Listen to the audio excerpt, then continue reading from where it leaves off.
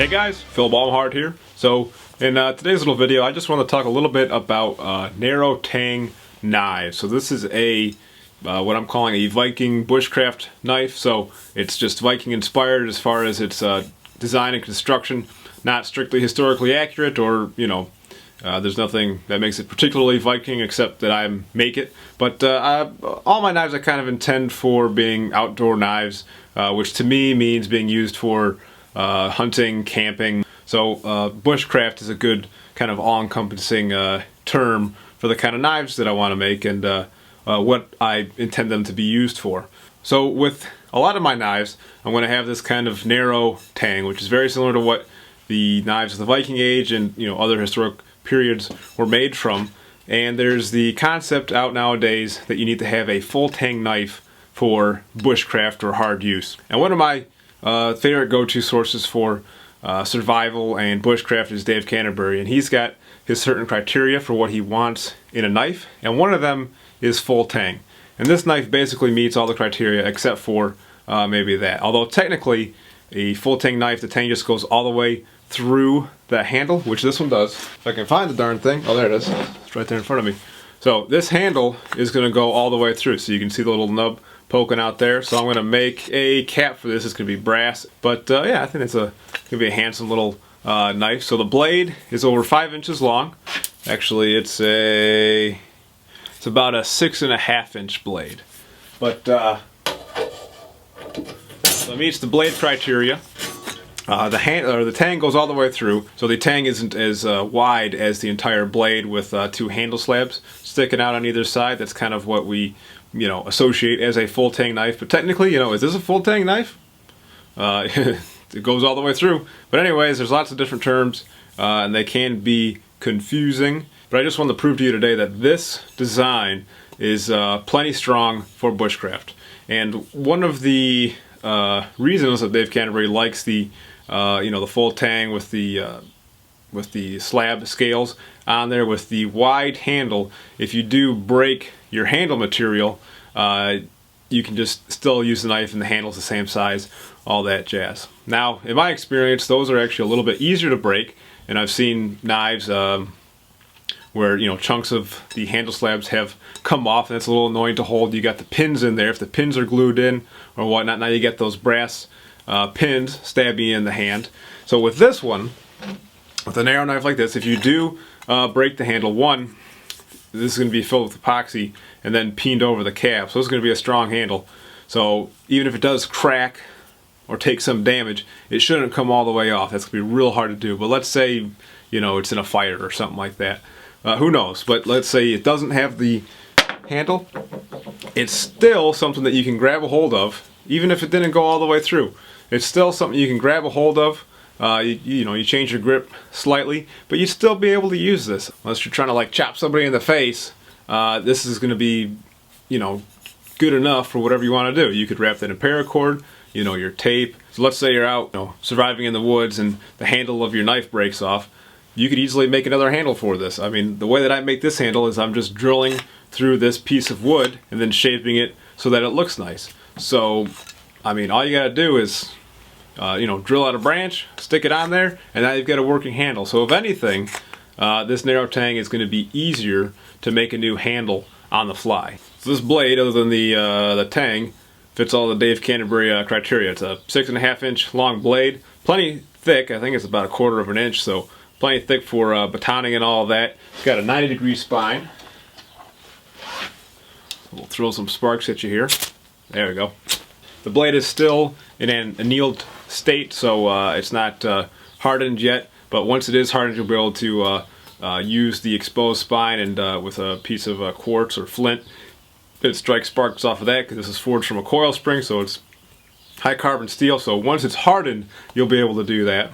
So the final piece of the puzzle is the tang, and so a lot of people are worried that this is too weak. Now, with a forged knife like this, you can see it's kind of got a gradual taper to where it's really thin. That's where the strength is. So you're not going to ever be able to break this. I mean, you really got to be trying to break it in order to break it.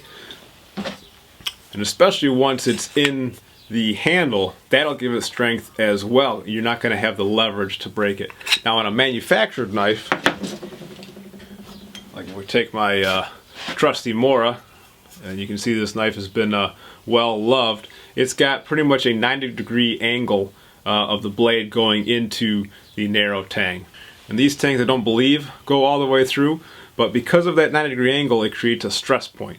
So that's where the weakness of a narrow tang knife comes from. So on a forged knife like the ones that I make, it's going to be plenty strong. You're never going to be able to break it. So not saying on a factory knife, you probably would be able to break this. So if I put this in a vise, you'd probably be able to snap this right off. So I'm not going to do that. It's narrower steel as well.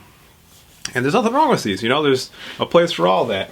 But I mean, if you want a knife that does everything, don't pass these up just because you think they're not strong enough. So I'm going to prove that here to you today by basically hanging all my weight off of the tang here, and we'll see if we can break it. It's not going to break, I can tell you that much. The worst that might happen is that it might bend because it's annealed steel. And hardened steel, if you hit it hard enough, like say with a hammer, that's when you might break it.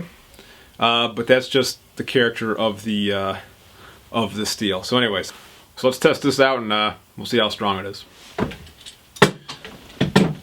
Okay, so this is going to be a pretty makeshift test, but I got the knife clamped up on this block here, and then I got a board up here in the rafters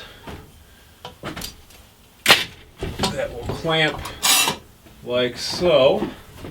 I think you guys can see that. Yeah, there's the handle there. So we're going to clamp that up, and then I'm going to pull myself up. So I'm standing on the apple box right now. But I'm not going to be using that.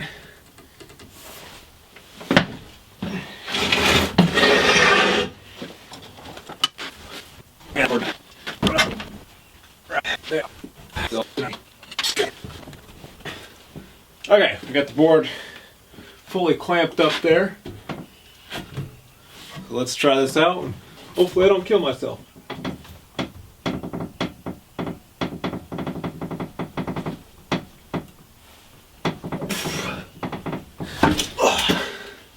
Okay, so I realized that you couldn't see my feet in that other shot, so we're going to try this again. It was hard to find a spot that I could get my full height and then hang off this thing, so we'll try it again.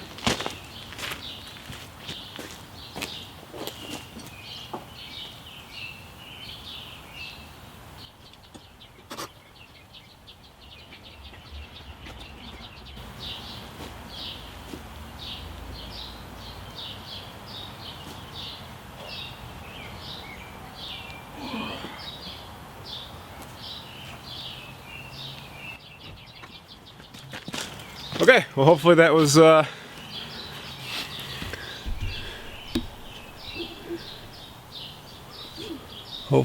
sufficient to prove to you guys that the narrow tangs aren't all that bad.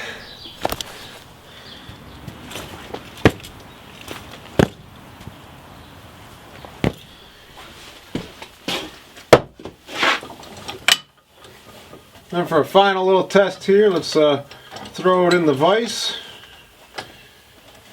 We'll hit it with the hammer and see what happens.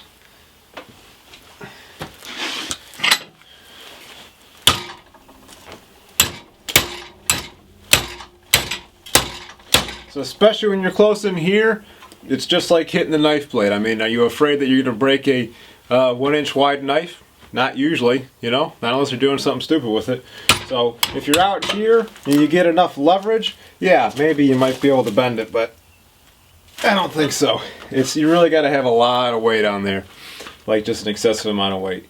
So especially with the handle on there, I'm sure you could figure out a way to break it, but you know, bushcrafting out in the woods, surviving, hunting, I really don't see that happening. So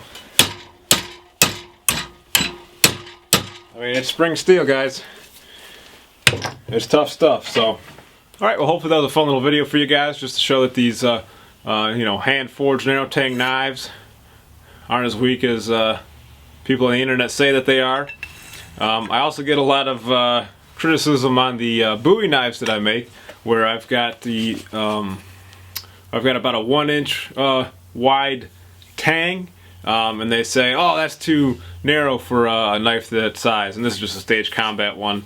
But the thing about that is, again, the 90-degree angles that create the stress points, and that's when it'll break if you hang on it or something like that. And I'm only 150 pounds, so I mean, that wasn't the end-all be-all test with that bushcrafting knife.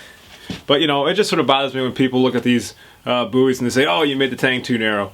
And it's like, really? I had to get the hilt on there somehow. But you know, that's why I make sure it's rounded off at any of those shoulder areas, because you eliminate the stress point. So again, on like a factory produced blade, something like a Mora, or there's lots of other brands, I love Mora, but if there's a 90-degree, hard 90-degree angle, that's a stress point. So if any knife is going to break, that's where it's going to be. So again, I'm not even sure I would worry about that, but I mean, that's where the you know, the kind of the full tang superiority complex comes from. So, and it is stronger. I mean, you're not going to break it, you know, because it's just one solid slab of steel. So yes, it is stronger. Nothing wrong with that. You know, go for it, get it.